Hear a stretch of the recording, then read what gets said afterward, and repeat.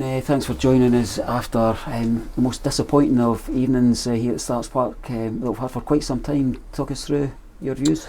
Yeah, very disappointed with the result and the performance. I felt the performance was as flat as we've probably been all season, actually, at this stage of the season. It can happen, but you try to do everything possible within your control not to let that happen. Always dangerous when you come off the back of a good win and you're playing a team that's lost 7 the game before. They've got a point to prove, but I just felt from our side we never got going. Our passing was poor, our movement was poor. We struggled against the low block that Hamilton had. We know how they play. The galling stat is no shots on target, and that's a team collective. And if you don't have shots on target, then you're not going to do much. We had maybe one in the second half from a free kick that the goalie spills, but apart from that, we never created enough. And if you don't create stuff at home, you ain't going to win games. I'm going to ask a question that's probably a bit naive sounding, but it's probably quite an important one. As supporters, we're left a wee bit mystified with this stat. You've got a team who come off the back of a 7-0 defeat. Rovers have a great day on Saturday taking on the league leaders, and it just doesn't seem to click right from the off. Can you put your finger on what that's about? It's happened, for numerous years at probably every club in the world. I think entitlement is a huge thing in football. We have to get rid of that, and I'm not saying anything out of turn. I said to the written press as well. I feel when we play these teams, we feel entitled to win, and that's not the way football works. We have to give the opposition full respect and overcome that sort of thing. But the onus is on us as staff and the players as well. I've got no doubt. The players give everything. Again, it didn't click for them tonight, but it's a huge blow for us. It's sore. It's not frustration, it's more the disappointment. The cup final was frustrating because we went for it, but tonight we just never saw it. And it's about growing the mentality of what's around you and people around you. And I feel this season, when we've had expectancy, we've not responded in the changing room. We are a far more comfortable side when nobody gives us a chance, when the backs are against the wall and we have to go and show a bit of grit and determination. And we all know we can play good football. Everybody says it, we know it, but we have to do the other side. To losing our 2 goals from set plays, people have got to take responsibility for that. It's not good enough. Talk to me about the set pieces, because they're almost kind of carbon copies of each other. The balls into the box, they're things that you're looking for a defensive line to not only deal with the first ball into the box, because that's something that we saw that Hamilton were incredibly capable of doing in the cup final and indeed across tonight, but the second ball falls, and it's been a story that's ran through our complete season.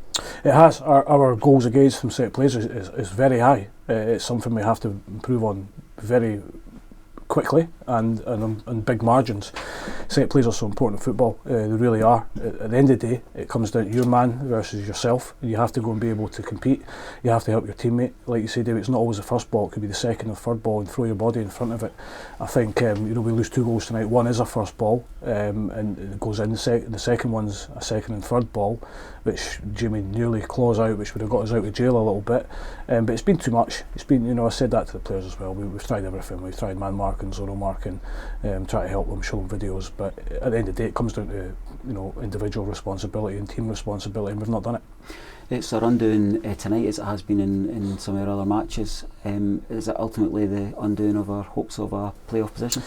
Not yet, but if we continue in that fashion and continue with results like that, performances like that, yeah, exactly the same message I said to the players. So I'm not talking out of turn. We've given ourselves a mountain to climb now.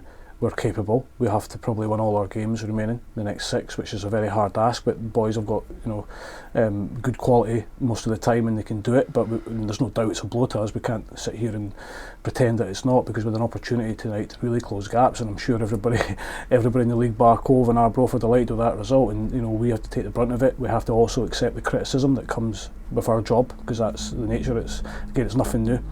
But we have to regroup, we have to get ourselves recovered, which is hard with the schedule that we've got, and also affected the selection of the team. A few boys really tired, and a couple of boys coughs and colds, but we have to keep going. That's football. You have to accept criticism and move on. In terms of squad availability, not helped tonight with Tom Lang going down, and we finished the game at 10 there, but we've also got Adam Masson picks up a bit of a twist before the game. Any early indications on the boys? Yeah, Adam went over in the warm-up, rolled his ankle, so that's a bad one for Adam, I think. Disappointing, in that case as it was, doing a warm-up and suddenly the poor guy's out, which is a shame because he probably had a part for us to play in the last few games. Tom's as well. Tom's has probably been building up. We've asked him to do a real big workload after a cruciate ligament injury. It's very similar to Lewis Vaughan up at Arbroath, a little tweak of the hamstring.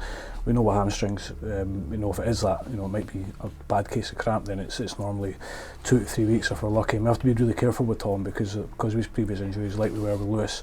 But there's no doubt it's a blow for us because Tom has been a fantastic leader in the team, in the changing room, since he came back into the side from injury.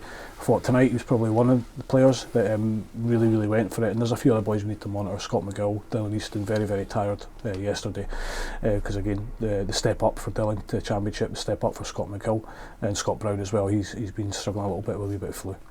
The highs and the lows of football are really magnified across these two games from Saturday to Tuesday, and then we look in the horizon, it's a trip up to Inverness with their well-known kind of record up there. What's your thoughts about that game? Yeah, very difficult. We have to go and try and win the game. I like the way Inverness play. I always felt they're a real good team, probably not where I expect them to be in the table, but there's always circumstances behind it. I felt we're very unfortunate in a couple of games against Inverness this season not to pick up the points. So we go up there, we'll recover very quickly. You have to look forward. You have to look forward to the game. You have to embrace the challenge. But also, if you do win the game, just keep yourself level, keep your feet in the ground. And if we can win as many games, pick up as many points as we can from now to the end of the season and see where we end up. In terms of your own kind of job looking forward, are we in this kind of part of the season now where you're looking to say where we're good enough and where we need to improve? Are you already kind of running a parallel notion of who you need to bring in and how that's going to dovetail with contract negotiations? Absolutely. And again, players are playing for contracts. That's the nature of football. People forget what you've done in the past. They're always looking in the moment. They're always looking how they can improve, and we're no different. We look to strengthen our side. I think we know areas we need to strengthen. We need to make sure we get the right players in, the right people in, the players that can play in our system. But we definitely need to toughen up a little bit. That's for sure. We're, no disrespect, we're in Kirkcaldy, a working class town who expect that, and that's the minimum we should be giving the supporters. And I feel this season, at times, not always, we've just went into our shell a little bit. But you live and learn, and you try to rectify. First thing you said to me as you came out of the dressing room there was you acknowledged how difficult an evening that must have been for the supporters as well. What's your thoughts with regards to what they're thinking about walking up the road? Yeah, they'll be disappointed, of course, sir. They want to see their team winning, and if they're going to get beat playing well, I don't think we played well tonight. We didn't give them too much to shout about to get them excited. Even the goal and own goal, we'll take it all day long, but we want to score ourselves. They'll be frustrated as much as we are because they want to see their club doing well. We do everything in our hands and do our best to try and deliver that. Sometimes it doesn't work. I'll always protect the players, in terms of being a collective effort as it is. But we want to deliver the success to the supporters because they're the blood of the club. Effectively, they're the ones that keep coming every week and paying their hard-earned money to watch us. And I just felt tonight we let them down a wee bit. Ian, thanks for your time. Thank you.